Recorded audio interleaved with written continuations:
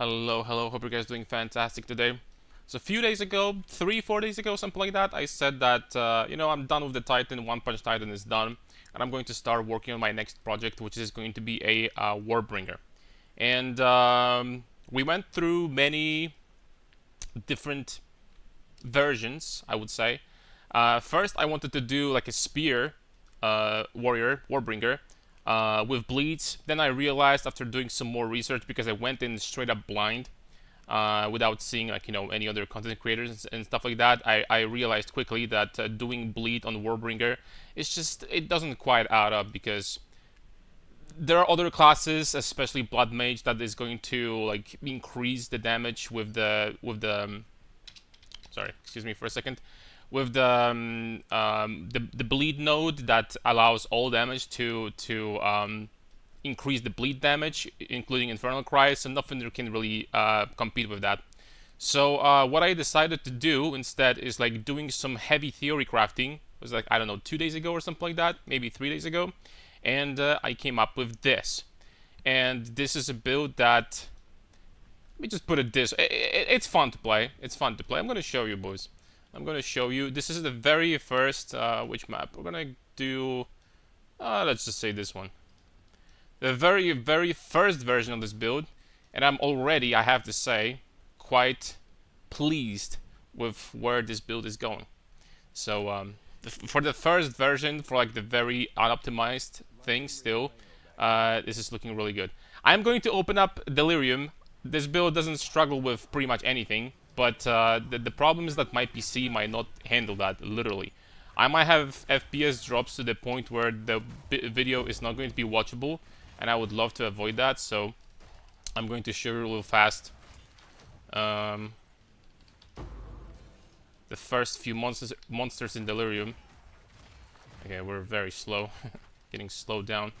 I'm going to show you real fast few first monsters in Delirium, and then I'm just going to end this, because I don't know if I'm going to have FPS drops. I'm checking and I don't see any FPS drops now, but that might change once we're gonna get to more monsters. All right, I'm just gonna end this right now. Long story short, Delirium is not a big problem whatsoever. It's just not on this PC. GTX cannot really handle this very well. So this is a Warbringer that focuses on Herald of Ice with a twist. We're actually going to be using a shield to do massive single target damage, and a mechanic that I haven't seen anyone use before. Holy moly! I'm hoping that this is going to be like presentable.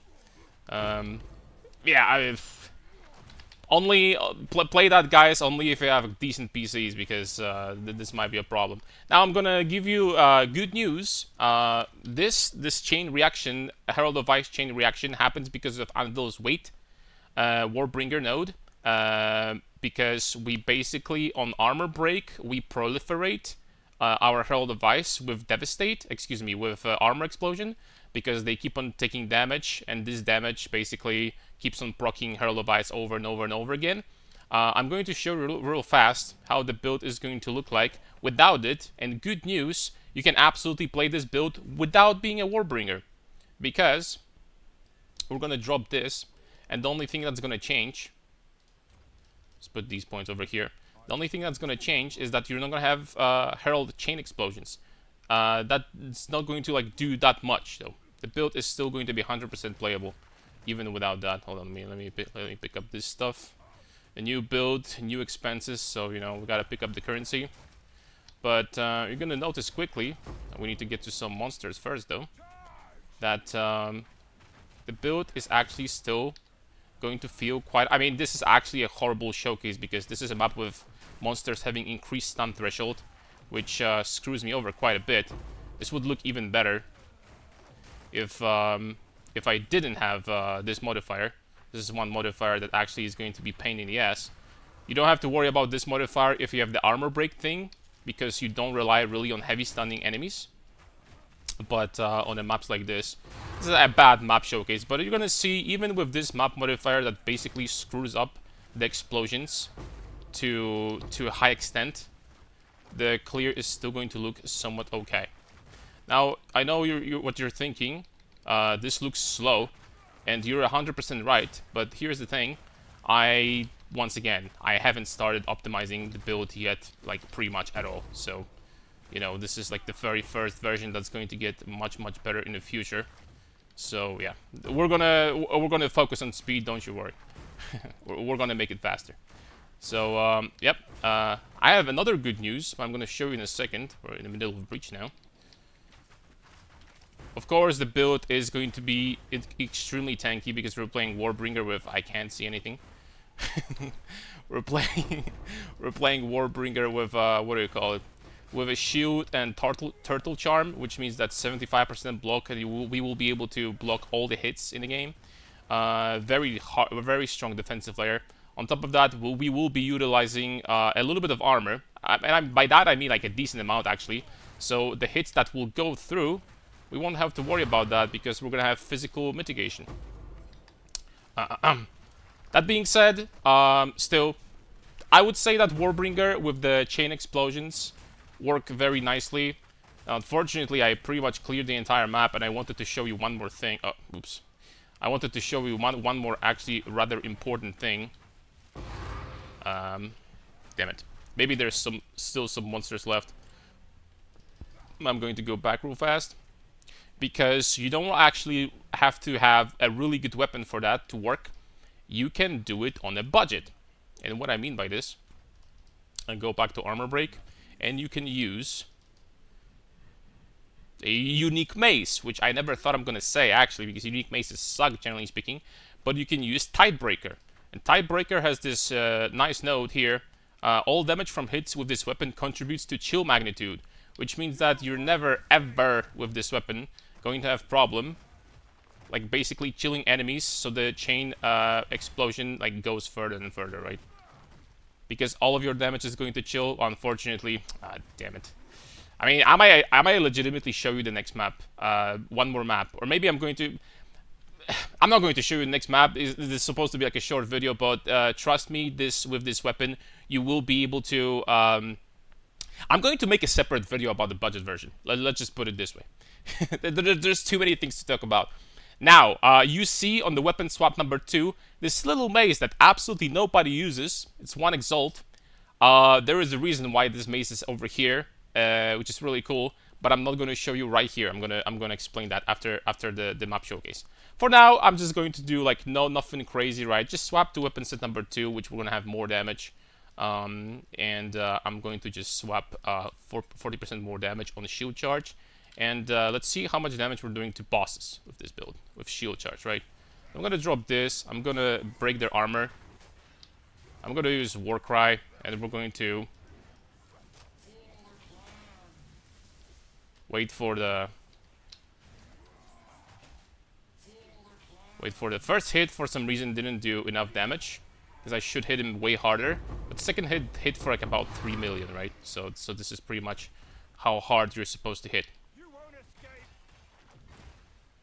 And yeah, 3 million damage already with shield charge.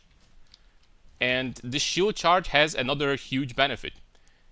And what I mean by this is, even if you'll be using like a low damage weapon, shield charge doesn't care, because I'm just gonna hold on. There's too many things to talk about. I don't even know where I should start. So, what I mean by this, shield charge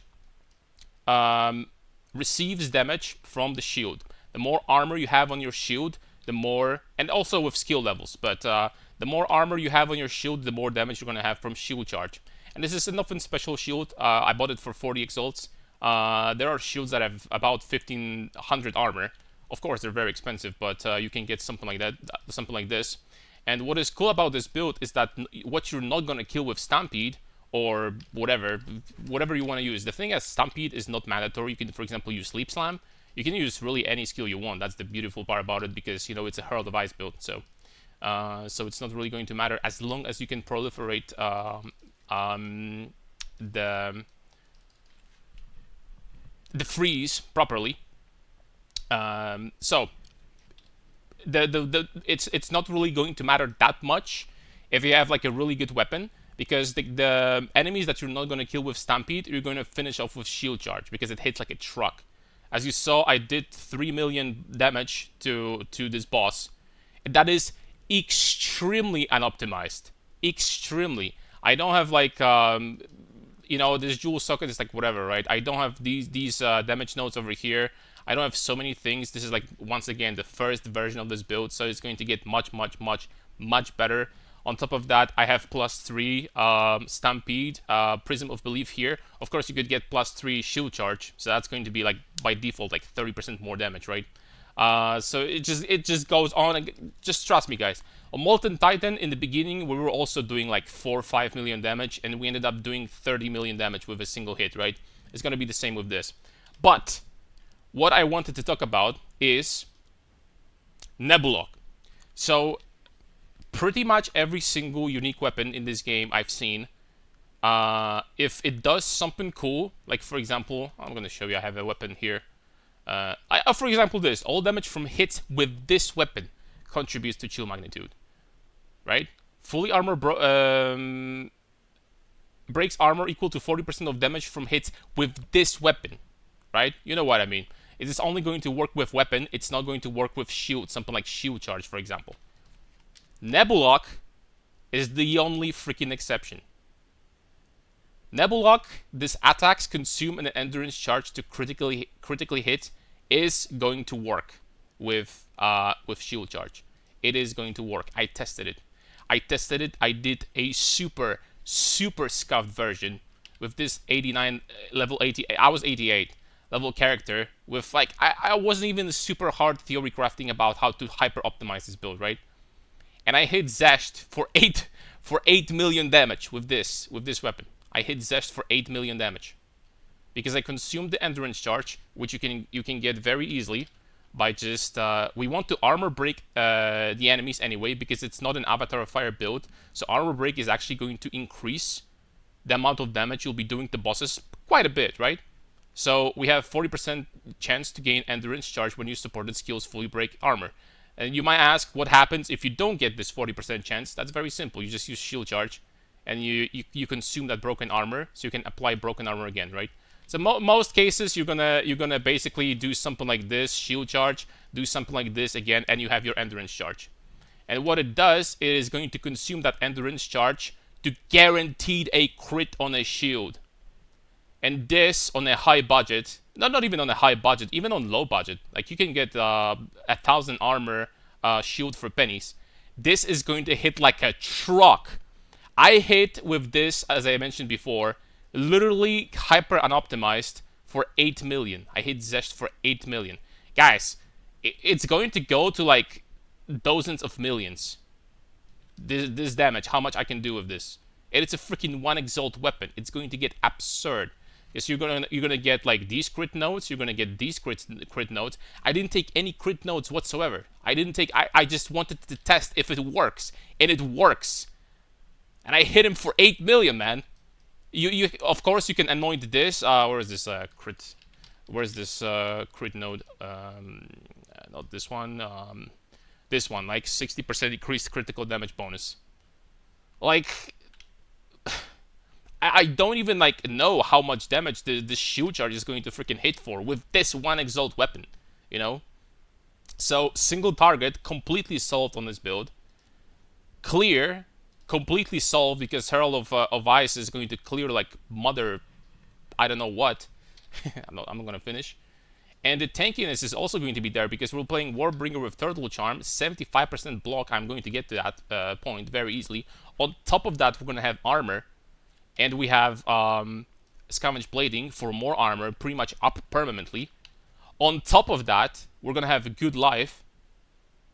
On top of that, we have good stats, because Herald of Ice requires good stats, so at the same time, we can put in Blink in this build, if we want to, for mobility. It's just like, you know what I mean? And like on top of that, the weapon is not that important. Like you could even use this, and this is going to work perfectly fine. Of course, you'll have to invest into speed. For example, buy a corrupted one with 3 open sockets, and put in 3 skill speed runes or attack speed runes. It's gonna feel already much better. On top of that, you're gonna get some attack speed on your gloves, or literally gonna spec into attack speed over here, which you absolutely can. Boom, you're done. You're gonna be fast. You're gonna be 100% fast. I guarantee that. You're gonna be fast. On top of that, I think I'll be dropping this soon, because I don't think these nodes are potentially worth it. I'll have to think about that. But if I'm going to drop this, that's going to be another 5% attack speed. So you know what I mean, right? This is going to get absolutely out of hand once I start optimizing that. And of course, this is not going to be a full build guide, nowhere near close. I'm going to show you what this character in POB. I'm going to show you the POB and the very, very bare bones version of this build on Mobalytics. But I'll be working on this build every day on stream today, after uploading this video, tomorrow, and so on. So the next video is probably going to be 2 days. If you have any questions, you can join the stream basically, and I'll be like, trying to explain the heck is going on here. But the link for the stream is in the description, as always. So thank you very much for watching, guys. See you next time. Next video is going to be, well, probably like the mix of things. I'm going to show you some new stuff that I'm going to figure out, and on top of that, I'm going to like answer as many questions as possible. So that's probably going to be next video. So thank you very much for watching, guys, and see you next time. Bye bye.